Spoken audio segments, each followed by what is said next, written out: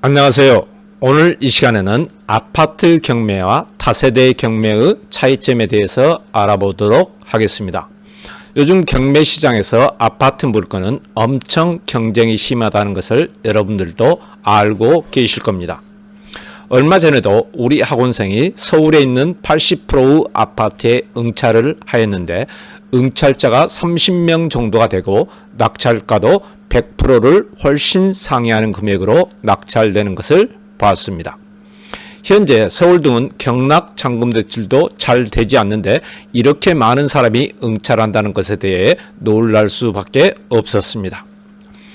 평상시 우리 학원에서는 아파트를 많이 강의를 하지는 않습니다.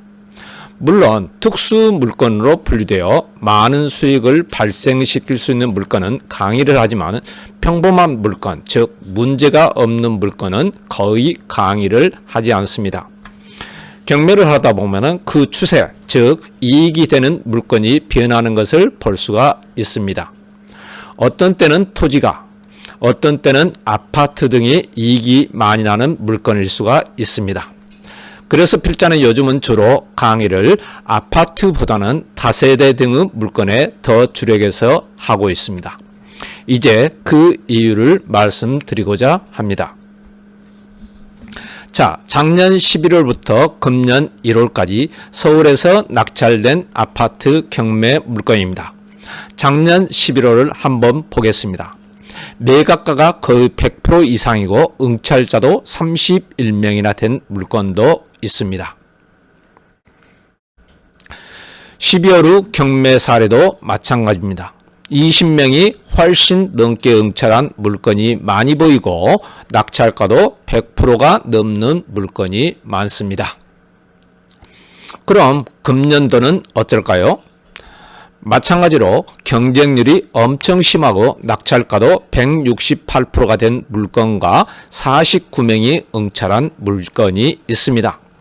이와는 반대로 다세대 등의 물건은 어떤지 보겠습니다. 다세대는 작년, 재작년에 언론에 보도가 많이 되었지만 전세 사기 등으로 가장 많이 피해를 입은 물건 중 하나입니다. 자, 작년도 11월에 경락된 서울의 다세대 물건들을 보겠습니다. 좀 전에 봤던 아파트와는 달리 응찰자가 거의 한 명인 경우, 즉 단독 입찰인 경우가 많고 낙찰가도 낮습니다. 12호를 봐도 마찬가지입니다. 물론 60%대에서 많게는 92%대까지가 있습니다. 금년도 1월 현황을 보면은 45%에서 79%, 응찰은 1명에서 3명입니다. 아파트와는 큰 차이가 있는 것을 알 수가 있습니다. 그렇다면 필자는 단순히 이런 다세대 물건만 입찰하시라고 하는 것은 아닙니다. 아파트는 시세를 파악하기가 좋지만 다세대 등은 그렇지 않습니다. 정확한 시세를 파악하기 위해서는 현장 조사 등도 많이 해야 합니다. 여러분들이 다세대 물건에 응찰하신다면 이런 다세대 물건에 응찰하시기를 추천합니다. 필자가 추천하는 물건은 거의 50% 이하의 매입이 가능한 물건들입니다. 자, 여기서 보면은 임차인 A가 2억 원의 전입 확정일자를 받았습니다. 그러나 임대 기간이 끝난 후에도 임대차 보증금을 회수하지 못하여 임차권 등기를 한 다음 주택도시공사에서 그 보증금을 받고 채권을 주택도시공사에 양도를 했습니다. 그런 다음 주택도시공사는 지급명령 등을 받은 후 강제 경매를 진행시켰습니다. 이런 경우 낙찰이 1억 원에 되었다면 경락자는 임차권 등기 2억 원과 낙찰가 1억 원의 차액, 즉 1억 원을 인수해야 합니다. 그러나 많은 다세대 물건 등을 보면 주택도시공사가 임차권이 된 금액을 전액 회수하지 못해도 임차권 등기를 포기하고 말소를 해주겠다는 임차권 인수조건 변경 이라는 특별 매각 조건이 있는 경우가 있습니다. 이런 특별 매각 조건이 있는 경우 경락자는 1억 원을 인수할 필요가 없기 때문에 약 2억 원의 물건을 1억 원에 경락받는 효과를 낼 수가 있습니다. 이와 관련된 현재 경매가 진행되고 있는 물건들을 보겠습니다. 즉 이런 다세대 물건을 50% 아니 40% 정도의 경락받을 수가 있다면 요즘과 같이 불경기인 시장에서도 수익을 낼 수가 있을 겁니다. 자, 수원 2024 타경 73,445 물건입니다. 이 물건은 오피스텔 물건이고 주택도시공사가 경매를 신청한 채권자입니다. 현재 8,300만 원에서 49%인 4,067만 원까지 유찰된 물건입니다. 또한 이 물건은 주택도시공사가 임차권 인수조건 변경이라는 특별 매각 조건이 있습니다.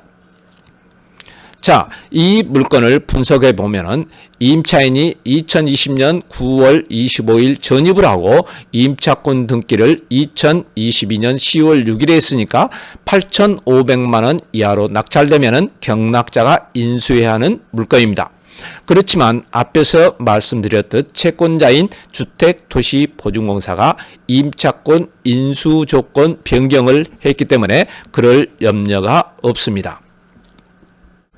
법원 경매 정보를 확인해 보니까 이렇게 물건 비고란에 배당금으로 보증금 전액을 배당받지 못하더라도 매수인에 대한 잔존 임대차 보증금 반환 청구권을 포기하고 임차권 등기를 말소하는 것에 동의한다는 신청 채권자 겸 주택 임차권자 승계인 주택도시보증공사의 대항력 포기 확약서가 제출되었다는 특별 매각 조건이 있습니다. 자, 이제 안산 2024 타경 68,602호 물건을 보도록 하겠습니다. 이 물건도 채권자인 주택도시보증공사가 임차권 인수조건 변경을 했습니다. 이 물건도 당초는 1억 9천만 원 이하로 낙찰되면 경락자가 그 차액을 인수해야 합니다.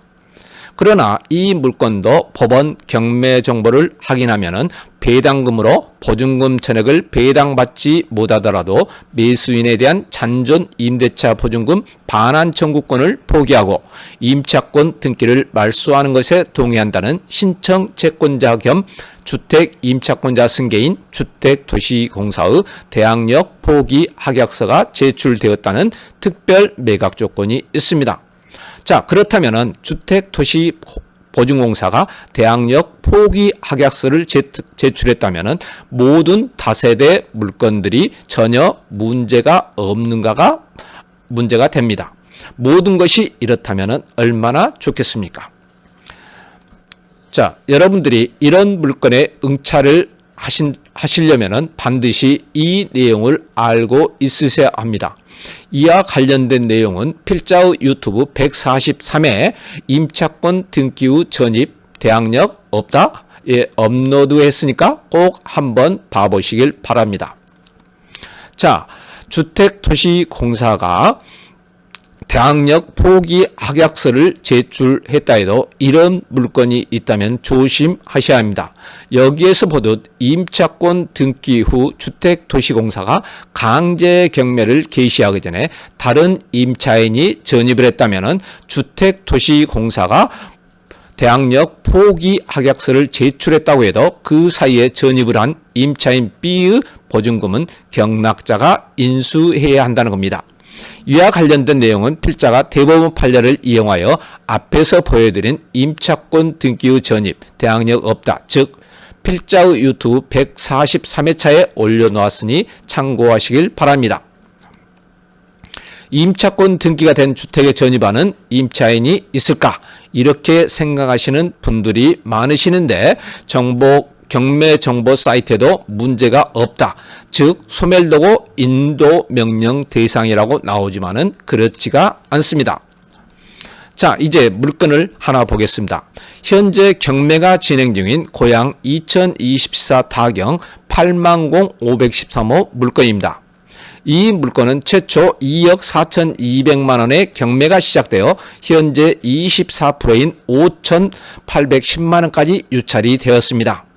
마찬가지로 이 물건도 주택도시보증공사가 임차권 인수조건이라는 특별 매각 조건을 내걸었습니다.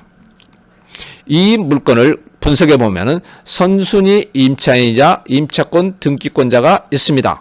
이럴 경우 경락자는 임차권 등기권자의 보증금 2억 2천만 원 이하로 낙찰을 받으면은 그 차액을 인수해야 하지만은 주택도시공사가 포기 조건을 걸었기 때문에 그럴 염려는 없습니다. 그러나 이 물건은 주택도시보증공사가 경매 개시를 한 2024년 9월 19일보다 빠른, 즉 2024년 9월 3일에 전입한 임차인이 있습니다. 여기에서 말소 기준 권리는 주택도시공사의 보증공사의 강제경매, 즉 2024년 9월 19일 강제경매 개시 결정입니다. 그러므로 그 이전인 2024년 9월 3일에 전입한 임차인의 보증금을 인수해야 하지만 이 금액이 얼마인지 확인할 수가 없습니다. 그러므로 여러분들은 이 금액을 확인하기 전까지는 절대 입찰하시면 안 되는 겁니다. 물론 이 물건의 법원 경매 정보에는 배당금으로 보증금 전액을 변제받지 못하더라도 매수인에 대한 잔존 임대차 보증금 상한 청구권, 반환 청구권을 포기하고 임차권 등기를 말소하는 것에 동의한다는 신청 채권자 겸 주택 임차권자 승계인 주택도시보증공사의 대항력 포기 확약서가 제출되었다는 특별 매각 조건이 있습니다만, 이와는 별도로 새로 전입한 임차인은 대항력이 있기 때문에 이를 확인하기 전에는 절대 경매에 참여하시면 안 됩니다. 자, 이제 정리해 드리겠습니다. 요즘 같은 시기에는 경쟁이 심한 아파트 물건보다는 낮은 가격으로 낙찰 확률이 높은 다세대 등으로 눈을 돌려보자는 겁니다. 즉 아파트보다 훨씬 적은 돈을 투자해서 적정한 이윤을 볼 수가 있다면 다세대 등이 매력적인 물건으로 다가올 수가 있습니다. 이런 내용을 잘 숙지하시고 항상 아파트가 수익률이 좋다, 토지가 수익률이 좋다는 선입견을 지우고 시대 상황에 맞게 적절하게 응찰하시는 방안을 마련해야 합니다. 마지막으로 세형 경매학원에서는 온라인 강의를 조금 더 많은 분들께 열어보고 싶다는 취지에서 2026년 1월 한 달간만 온라인 강의를 연간 50만 원에 들을 수 있는 프로모션을 진행 중입니다. 수강을 원하시는 분들은 참고하시길 바랍니다. 자, 오늘 강의는 여기서 마치겠습니다. 감사합니다.